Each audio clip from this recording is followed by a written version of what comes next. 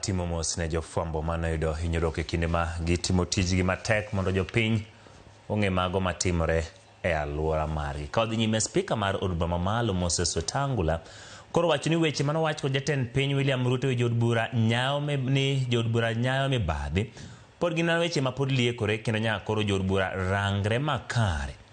Nyakidi lero mathoth. Ndalo adek tok jatend piny William Ruto wuok mager ni jood bura ma pacho kani ong'ala mamalo manyayo mibadhi. Spika ma od bura mamalo Moses Wetangula nowacho ni jood bura nyaka koro rangre makare. Motelo ne ma, jood bura nosiemo Spika Wetangula kod mano mar Senate Amason Kingi mondo nyis jatend piny ni odhi matek.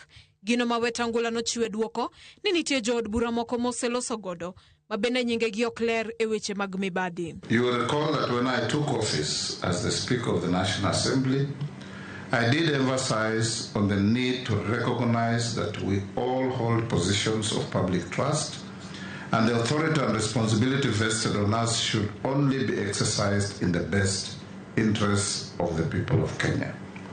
However, more than at any other time before, doubt has been placed on our integrity as a House.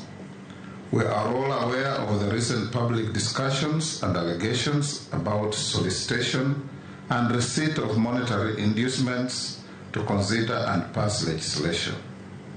In my view, these remain allegations, but must ignite serious soul-searching on us and the nation as a whole. Wetangula bende nomedo ni jood bura nigi ting' mar tiyo e yo mobidhre mana kaka pend chik ma pacho ka dwaro.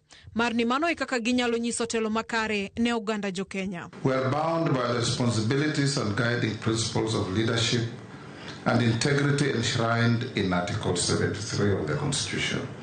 These are not idle principles, they are alive and speaking and must guide us not just as leaders but also as servants of the people of Kenya. Undoubtedly, without integrity, a man or a woman is nothing. Without integrity, leaders lose credibility among the people they lead. And without integrity, even the best executed roles are without impact. And without integrity, leadership means nothing.